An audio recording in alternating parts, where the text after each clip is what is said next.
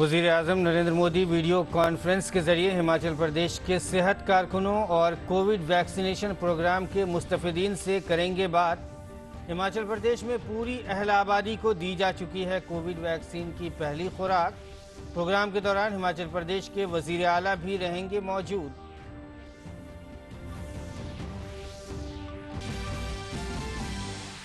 कौमी टीकाकारी मुहिम के तहत लगाए गए 68 करोड़ 46 लाख से ज़्यादा कोरोना टीके। गोवा में 13, तमिलनाडु में 15 और हरियाणा में 20 सितंबर तक कर्फ्यू में तोसी। कर्नाटक और लेह में आज से 6ठी से 8वीं तक के स्कूल खुले। उड़ीसा, सिक्किम और आसाम में भी आज से खुल रहे हैं तालीमी इदारे।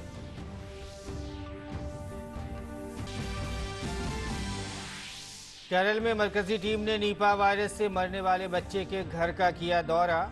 रामबोटन के फलों के लिए नमूने। मकामी लोगों को घरों और आसपास में प्रोटोकॉल पर अमल करने की दी हिदायत। निपाह के मुतासरीन के घर के 3 किलोमीटर के दायरे में सख्त प्रोटोकॉल नाफिज। बिहार में सैलाब से होने वाले नुकसानात का जायजा लेने के लिए मरकजी टीम आज करेगी पटना का दौरा। गुज़िश्ता चंद हफ्तों से सैलाब की तबाही ने रियासत के हजारों अफराद को किया है मुतासिर।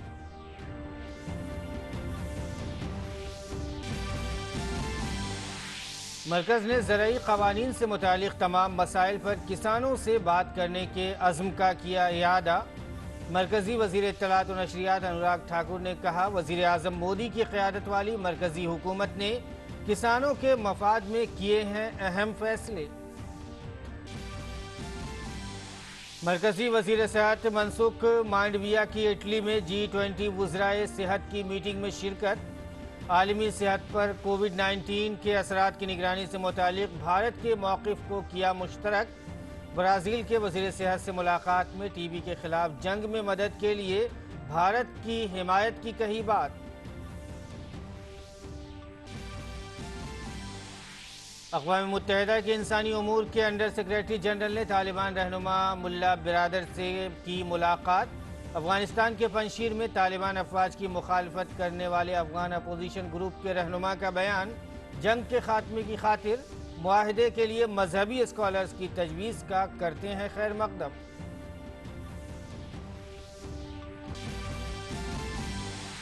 और ओवल टेस्ट में भारत ने इंग्लैंड के सामने 368 रन का रखा हदफ। जवाब में इंग्लैंड ने दूसरी इनिंग्स में बगैर कोई विकेट गंवाए बनाए 77 रन। मैच के आखिरी दिन जीत के लिए इंग्लैंड को 291 रन तो भारत को चाहिए 10 विकेट।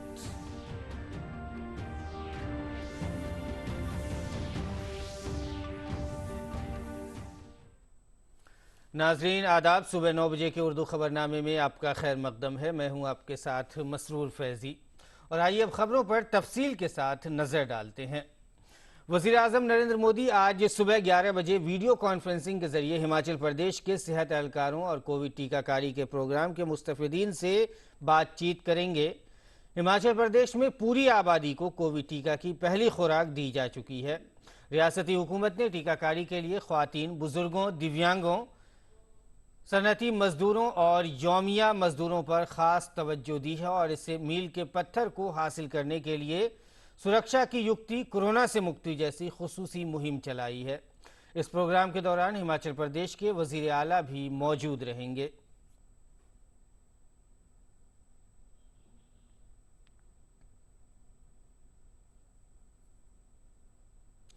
और नाज़रीन, आइए इस सिलसिले में मज़ीद तफसीलात के लिए बात करते हैं हमारे नुमाइंदे सुधाकर दास से। सुधाकर, हिमाचल प्रदेश की एक कहें तो बहुत बड़ी कामयाबी, एक बहुत बड़ा उपलब्धि कहें हिमाचल प्रदेश की कि पूरी आबादी को कोविड वैक्सीन की पहली खुराक दी जा चुकी है और ऐसे में वज़ीर आज़म आज जब खिताब करेंगे तो उन हेल्थ वर्कर्स का और भी उनके हौसले को परवाज़ मिलेगी। बिल्कुल, देखिए बहुत बड़ी कामयाबी है और कोरोना के खिलाफ लड़ाई में एक तरह से एक नजीर के तौर पर हिमाचल प्रदेश बनकर उभरा। निश्चित तौर पर आज पीएम मोदी एक तरह से न सिर्फ हिमाचल प्रदेश के इस उदाहरण को, इस योगदान को, उसकी प्रशंसा करने वाले हैं, तो साथ ही साथ वो संवाद करेंगे ताकि ये एक तरह से दूसरे लोगों के लिए भी उदाहरण बन सके, दूसरे राज्यों के भी उनसे सीख सके कि किस तरह से हिमाचल प्रदेश ने बावजूद इसके कि उनकी जो भौगोलिक परिस्थितियां हम जानते हैं, पहाड़ी इलाका है, दुर्गम इलाका है, कई जगहों पर पहुंचना कितना कठिन है, पहाड़ी रास्ते हैं, कई किलोमीटर चलना पड़ता है, बावजूद इसके जो इनके हेल्थ केयर वर्कर्स हैं, जो आशा वर्कर्स हैं, न सिर्फ इन्होंने डोर टू डोर कैंपेन किया बल्कि इन इलाकों में जाकर पहुंचे। उस लिहाज से कह सकते हैं कि कोरोना के खिलाफ जो भारत की एक प्रभावी लड़ाई है, उसमें हिमाचल ने बड़ा उदाहरण पेश किया। उस लिहाज से आज का ये जो पूरा संवाद है वो काफी महत्वपूर्ण रहने वाला है। पीएम मोदी खासतौर से टीकाकरण अभियान की बात करें मशरूफ, तो करीब 69 करोड़ टीकाकरण देश में हो चुका है। दुनिया में सबसे ज्यादा लोगों का सबसे तेजी से टीकाकरण, और भारत ने एक उदाहरण पेश किया है कि किस तरह से इस तरह की आपदाओं में भी भारत एक मजबूत तरीके से कैसे खड़ा हो सकता है और दुनिया के लिए नजीर बन सकता है। तो निश्चित तौर पर आज जब पीएम मोदी ये संवाद करेंगे तो एक तरह से कई राज्य जो इस पर नजर रखेंगे तो वो भी सीख सकते हैं कि कैसे हिमाचल के जो तरीके हैं, खासतौर पर उन्होंने जो महिलाएं हैं, बुजुर्ग हैं, दिव्यांगजन है, चाहे प्रवासी श्रमिक है, जो कई बार इस तरह के अभियानों में छूट जाते थे, उन तक पहुंचने के लिए जो विशेष तौर पर अभियान उन्होंने चलाया, तो उससे उस तरह का अभियान क्या वो अपने राज्यों में भी चला सकते हैं। तो इस तरह की चीजें वो सीख भी सकते हैं। जी मशहूर जी बिल्कुल, हिमाचल प्रदेश ने जाहिर है एक नज़ीर पेश की है, एक मिसाल पेश की है तमाम रियासतों के लिए, और तमाम रियासत उससे जो है फ़ायदा भी उठाएंगे। और साथ ही एक वहाँ जो एक अभियान चलाया गया था कि सुरक्षा की युक्ति कोरोना से मुक्ति, एक मुहिम चलाई गई थी। इस मुहिम का हिमाचल प्रदेश में खास करके अगर हम कोरोना टीकाकारी की बात करें तो कितना असर पड़ा? जी बिल्कुल, देखिए, और उसमें आज बहुत बड़ा कारण रहा है कि इस तरह के अभियान का भी, सुरक्षा से मुक्ति, कोरोना से मुक्ति, लोगों को इसको लेकर जागरूक करना बहुत ज्यादा जरूरी था। और जागरूकता सिर्फ राज्य के स्तर पर नहीं, शिमला में ही नहीं, बल्कि ये गांव गांव तक पहुंचना चाहिए, एक एक परिवार तक पहुंचना चाहिए। और इसमें खासतौर से जो हेल्थ केयर वर्कर्स हैं, जो आशा वर्कर हैं, उनकी बड़ी भूमिका रही है। वो ये मैसेज पहुंचाने में सफल रहे हैं कि जो भी लोग हैं कोरोना से बचाव के लिए, उनके लिए टीका लेना जरूरी है। और यही वजह है कि करीब 53.5 लाख लोगों को ये टीका फर्स्ट डोज लगना था, और उसके मुकाबले 55 लाख से ज्यादा लोगों को करीब एक हफ्ते पहले ये लक्ष्य हिमाचल ने हासिल किया है 100% जो फर्स्ट डोज लगाकर। और ये भी टारगेट किया है स्टेट ने कि अगले नवंबर तक इस टीकाकरण अभियान में जो तमाम लोगों को सेकेंड डोज भी दे दिया जाएगा। तो ये महत्वाकांक्षी लक्ष्य है, और निश्चित तौर पर उम्मीद जरूर की जा सकती है कि हिमाचल ऐसा पहला राज्य बन जाएगा जहां 100% लोगों का दोनों डोज का टीकाकरण हो पाएगा। और निश्चित तौर पर पीएम मोदी इस बात को कहते रहे हैं, उनका जोर रहा है कि ये जो बेस्ट प्रैक्टिसेस है राज्यों की, खासतौर से इस तरह की दुर्गम स्थिति होने के बावजूद भी वो बेस्ट प्रैक्टिसेस दूसरे राज्य अपने, हम जानते हैं कि कई राज्य गांव के भीतर अलग तरह से अभियान चला रहे हैं, गांव के लोगों तक पहुंचने के लिए अभियान चला रहे हैं। और ये पीएम मोदी का एक जो मंत्र रहा है कि जैसे मतदान के दौरान हर एक वोटर तक पहुंचने की कोशिश करता है चुनाव आयोग, वो वहां पहुंचता भी है, चाहे बूथ कर्मी को कई किलोमीटर पैदल भी चलना पड़े, तो उसी तरह की व्यवस्था होनी चाहिए। कोई व्यक्ति टीकाकरण से अछूता न रहे, उस तरह की व्यवस्था हर राज्य में होनी चाहिए। और निश्चित तौर पर हिमाचल जैसे राज्य जो ज्यादा टीकाकरण कर रहा है, केंद्र की तरफ से भी उनको ज्यादा टीका मुहैया करके सपोर्ट किया जा रहा है। जी मशरूर बिल्कुल, हिमाचल प्रदेश की जाहिर है अपनी कुछ चुनौतियां भी हैं, पहाड़ी इलाके हैं, भौगोलिक चुनौतियां भी हैं, तो इस लिहाज से भी हिमाचल प्रदेश ने एक अहम मुहिम को अंजाम दिया है और कोरोना टीकाकारी की जो पहली खुराक है वो अपनी तमाम आवाम तक पहुंचाई है। सुधाकर, आपका बहुत बहुत शुक्रिया हमसे बात करने के लिए। वज़ीर आज़म चूँकि आज खिताब करेंगे हिमाचल प्रदेश के लोगों से, तो उस पर आप नज़र बनाए रखिए। हमसे जुड़ने के लिए आपका शुक्रिया। और नाज़रीन, हम बुलेटिन में आगे बढ़ते हैं। मुल्क की टीकाकारी मुहिम के तहत 68 करोड़ 46 लाख से ज़्यादा कोविड टीके लगाए जा चुके हैं। सेहत की वजारत ने बताया है कि कल 71,61,000 से ज़्यादा अफराद को टीका लगाया गया। कल 38,000 से ज़्यादा मरीज सेहतयाब भी हुए। सेहतयाबी की शरह 97.42% है। अब तक 3 करोड़ 21 लाख से ज़्यादा मरीज सेहतयाब हुए हैं। कल 42,000 से ज़्यादा नए मरीजों की तस्दीक हुई है। मौजूदा दौर में 4 लाख से ज़्यादा इन्फेक्टेड मरीजों का इलाज किया जा रहा है।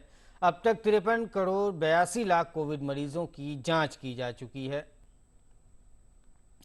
और गोवा में कोरोना के मामलों पर पाबंदी लगाने के लिए कोरोना कर्फ्यू की मुद्दत 13 सितंबर तक बढ़ा दी गई है। कर्फ्यू के दौरान रियासत में सभी ऑडिटोरियम और तफरीही पार्क बंद रहेंगे।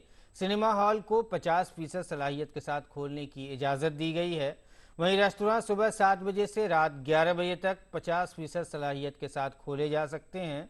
रियासत में कर्फ्यू पहले इस साल 9 मई को नाफिज किया गया था और तब से इसे बाकायदगी के साथ आगे बढ़ाया जा रहा है। तमिलनाडु हुकूमत ने रियासत में लगे लॉकडाउन को 15 सितंबर तक बढ़ा दिया है। इस दौरान ज़ाब्तों पर सख्ती से अमल करने की अपील की गई है। नए कवानीन के मुताबिक हुकूमत ने समुद्री साहिल पर जाने पर पाबंदी आयद कर दी है। इसके अलावा इतवार के दिन अवामी तकरीबात की भी इजाज़त नहीं दी जाएगी। नए हुक्म के मुताबिक जुमे से इतवार तक सभी मजहबी मकामात बंद रहेंगे। हरियाणा में कोरोना के मामलों को कंट्रोल करने के लिए लॉकडाउन में 20 सितंबर तक तौसीह कर दी गई है। इसके अलावा रियासत में हफ्ते के 7 दिन रात 11 बजे से सुबह 5 बजे तक कोरोना कर्फ्यू जारी रहेगा। हुकूमत ने लॉकडाउन के दौरान पाबंदियों में राहत देने का भी ऐलान किया है। रियासत में सभी प्राइवेट दफातर पूरी सलाहियत के साथ खुलेंगे।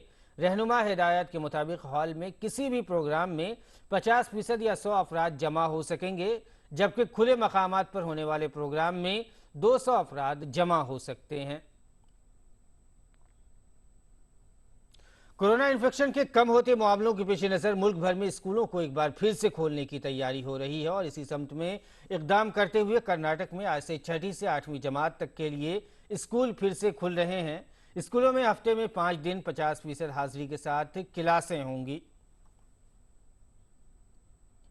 लेह जिले में आज से 6ठी से 8वीं जमात के सभी स्कूल फिर से खुल रहे हैं। सभी स्कूलों को कोविड-19 एसओपी और कोविड कवानीन पर सख्ती से अमल कराने की सलाह दी गई है। लेह समेत तमाम रिहायशी स्कूलों के सभी हेडमास्टरों, असातिज़ा, मुलाजमीन और सभी तलबा का कोविड टेस्ट कराने का भी हुक्म दिया गया है। केरल में इतवार को कोविड-19 के 26,701 नए मामले सामने आने के साथ ही कोरोना वायरस से मुतासरीन की कुल तादाद बढ़कर 42,07,838 हो गई है, जबकि मजीद मरीजों की मौत के बाद मरने वालों की तादाद 21,496 पहुंच गई है। केरल में गुज़िश्ता 24 घंटे के दौरान 1,55,543 नमूनों की कोविड-19 जांच होने के साथ ही इन्फेक्शन की शरह 17.17% हो गई है।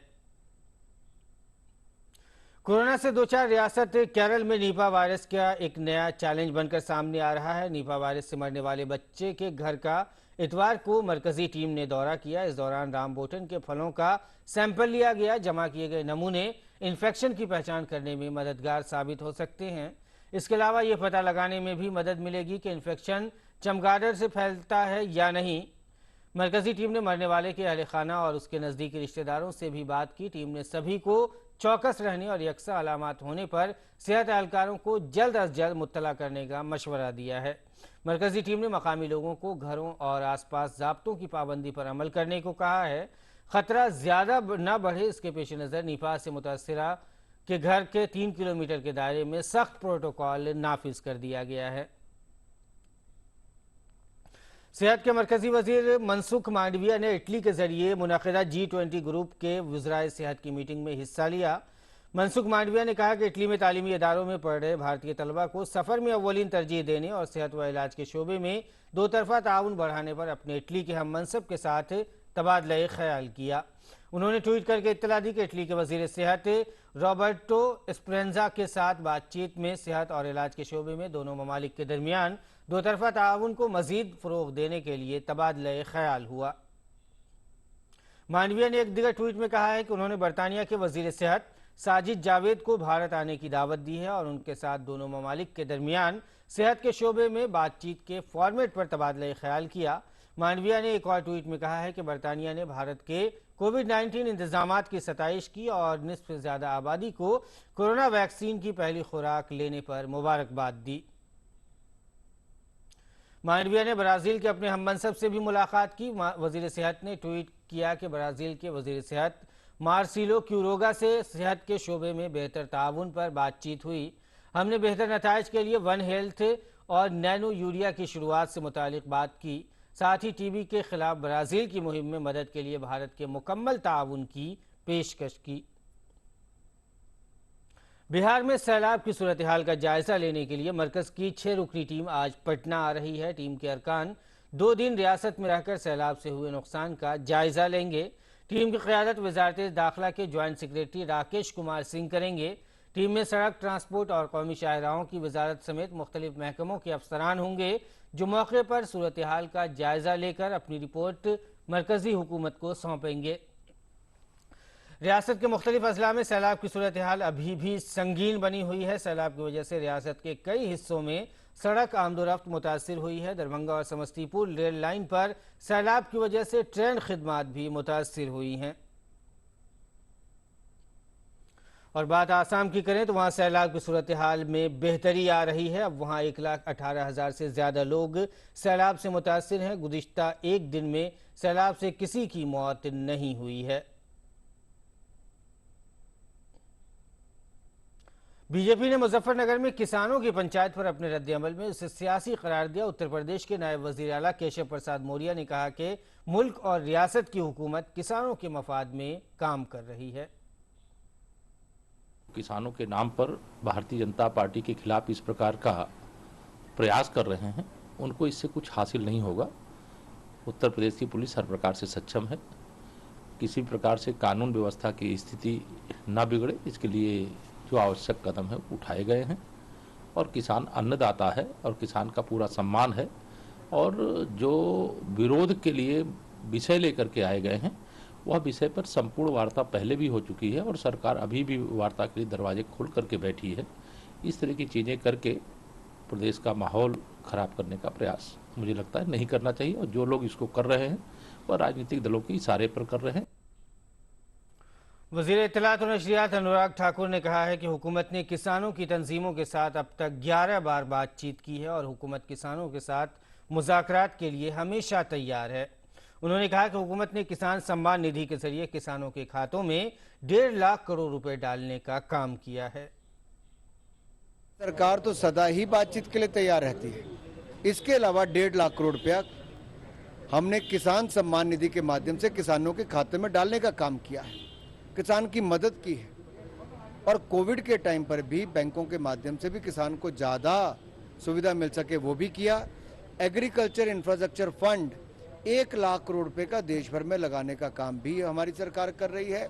और इसके अलावा जो मंडियां हैं वो पहले से ज़्यादा बनाने का काम मोदी सरकार के समय और उसको ई-नैम की सुविधा से जोड़ने का काम हुआ है। सदर जमहूरिया रामनाथ कोविंद आज गोवा में INS हंस पर मुनक़िद होने वाली एक रस्मी परेड में बहरी तैयारे को प्रेसिडेंट्स कलर अता करेंगे। इस मौके पर डाक महकमा स्पेशल डे कवर भी जारी करेगा। मुल्क की बेमिसाल खिदमात के लिए फौजी यूनिट को दिए जाने वाला प्रेसिडेंट्स कलर सबसे बड़ा एजाज़ होता है। भारतीय मुसल्लह अफवाज में भारतीय बहरिया को सबसे पहले ये परचम मिला था जब भारत के उस वक्त के सदर जमहूरिया डॉक्टर राजेंद्र प्रसाद ने 27 मई 1951 को ये एजाज़ दिया था। और बैनुल अक़वामी खबरों पर नजर डालें तो अक़वाम मुत्तहिदा के अंडर सेक्रेटरी जनरल बराए इंसानी उमूर मार्टिन ग्रिफिथ्स ने तालिबान रहनुमा मुल्ला बिरादर से मुलाकात की। काबुल की वजारत खारजा में मुलाकात के दौरान मार्टिन ग्रिफिथ्स ने कहा कि अक़वाम मुत्तहिदा अफगानिस्तान के साथ अपनी हिमायत और ताउन जारी रखेगा। मार्टिन ग्रिफिथ्स ने मुल्ला बिरादर से मुलाकात के बाद ट्वीट किया कि मैं अफगानिस्तान में लाखों ज़रूरतमंद अफराद को मुनसिफाना इंसानी इमदाद और तहफ़्फ़ुज़ फराहम करने के लिए अक़वाम मुत्तहिदा के अज़्म की तस्दीक़ के लिए तालिबान की क़यादत से मुलाकात की। तालिबान ने कहा है कि पंजशीर अफगानिस्तान का ही एक सूबा है और ये यकीनी तौर पर नई हुकूमत के तहत आएगा। तालिबान लीडर अहमदुल्ला वासिक़ ने कहा है कि तालिबान को यकीन है कि वो पंजशीर में लड़ाई जीतेगा। वासिक़ ने कहा है कि पंजशीर एक वाहिद हिस्सा है जहां तालिबान को मुखालफत का सामना करना पड़ रहा है। वहीं वादी पंजशीर में तालिबान दस्तों की मुखालफत करने वाले अफगान अपोजिशन ग्रुप के लीडर ने कहा है कि लड़ाई ख़त्म करने के लिए बातचीत के लिए वो मजहबी दानिशवरों की तजावीज़ का खैर मकदम करते हैं। और काबुल एयरपोर्ट पर फ्लाइट ऑपरेशन दोबारा शुरू हो गया है। काबुल एयरपोर्ट को दोबारा खोलना तालिबान के लिए आला तरजीहात में शामिल था। कतर की एक तकनीकी टीम ने इमदाद पहुंचाने में मदद की और घरेलू खिदमात के लिए काबुल एयरपोर्ट को दोबारा खोलने में मदद की है।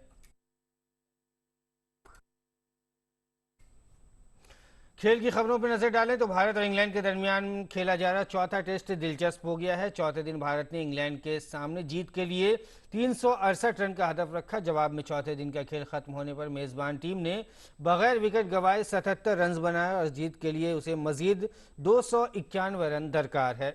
इससे कबल भारत ने अपनी दूसरी इनिंग्स में 466 रन बनाए थे। कप्तान विराट कोहली 44 रन बनाने के बाद चौथे दिन आउट हुए। शार्दुल ठाकुर और ऋषभ पंत ने शानदार बल्लेबाजी करते हुए 7वें विकेट के लिए 100 रन की शराकतदारी की। शार्दुल 60 और पंत ने 50 रन बनाए। उमेश यादव ने 25 और जसप्रीत बुमराह ने 24 रन बनाए।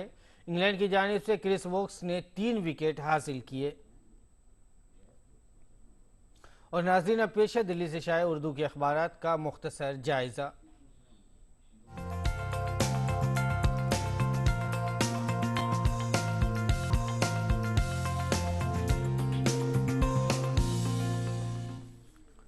अखबारात के जायजे में नाज़रीन सबसे पहले नज़र डालते हैं रोज़नामा इनकलाब की अहम सुर्खियों पर। जो रोज़नामा इनकलाब ने अहम सुर्खी लगाई है वह केरला में निपा वायरस से तिब्बी अमले के सामने एक और बड़ा चैलेंज है।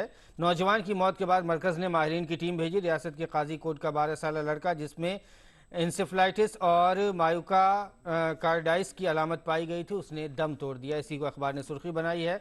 दूसरी जो अहम सुर्खी है वो आलमी सफ़े की सुर्खी है। पंजशीर में तालिबान और बागियों के माबैन लड़ाई जारी। तालिबान ने खंज और अनाबा के अजला पर कब्जा कर लिया है। सूबे के 7 में से 4 अजला का कंट्रोल हासिल, बिलाल करीमी ने कहा है। और आगे बढ़ते हैं रोज़नामा इनकलाब के ही अगर खेल के सफ़े की सुर्खी की बात करें तो अहम सुर्खी लगाई गई है टोक्यो पैरालंपिक का सुनहरा इख्तिताम। कृष्णा ने तलाई और सुहास ने नकरई का तमगा जीता। हिंदुस्तान की अब तक की बेहतरीन कारकर्दगी 5 तलाई, 8 नकरई और 6 कांसे समेत कुल 19 तमगे जीते हैं। रंगारंग प्रोग्राम के साथ खेलों के आलमी मेले का इख्तिताम भी हो गया है। आगे बढ़ते हैं रोज़नामा राष्ट्रीय सहारा की अगर अहम खबरों की बात करें तो जो सफ़े अव्वल पे अहम सुर्खी लगाई गई है वो एक तस्वीर शाये की गई है जिसमें सदर जमहूरिया रामनाथ कोविंद साबिक़ सदर जमहूरिया डॉक्टर एस राधाकृष्णन को खिराज अक़ीदत पेश कर रहे हैं यौम असातिज़ा के मौके पर। और नीचे यौम असातिज़ा पर वज़ीर आज़म के मुबारकबाद का जो पैगाम है उसको भी अखबार ने शाये किया। वज़ीर आज़म ने डॉक्टर एस राधाकृष्णन को भी उनकी सालगिरह पर खिराज अक़ीदत पेश किया और साथ ही मुल्क भर के तमाम असातिज़ा किराम को यौम असातिज़ा के मौके पर मुबारकबाद पेश की है। रोज़नामा राष्ट्रीय सहारा की जो आलमी सफ़े की सुर्खी है वो अफगानिस्तान से मुतालिक है। अफगानिस्तान में खाना जंगी का अंदेशा, मुल्क में सभी की नुमाइंदा हुकूमत नहीं बनी तो शिद्दत पसंद तंजीमें मुनज़्ज़म हो जाएंगी, ये कहना है अमरीका का। आगे बढ़ते हैं रोज़नामा हिंदुस्तान एक्सप्रेस की अगर बात करें जो अहम सुर्खी शाये की गई है वो ये है कि 312 मर्द और ख़वातीन दिल्ली पुलिस में बाज़ाब्ता तौर पर शामिल। शानदार पासिंग आउट परेड का इनेकाद, कमिश्नर ने ली सलामी।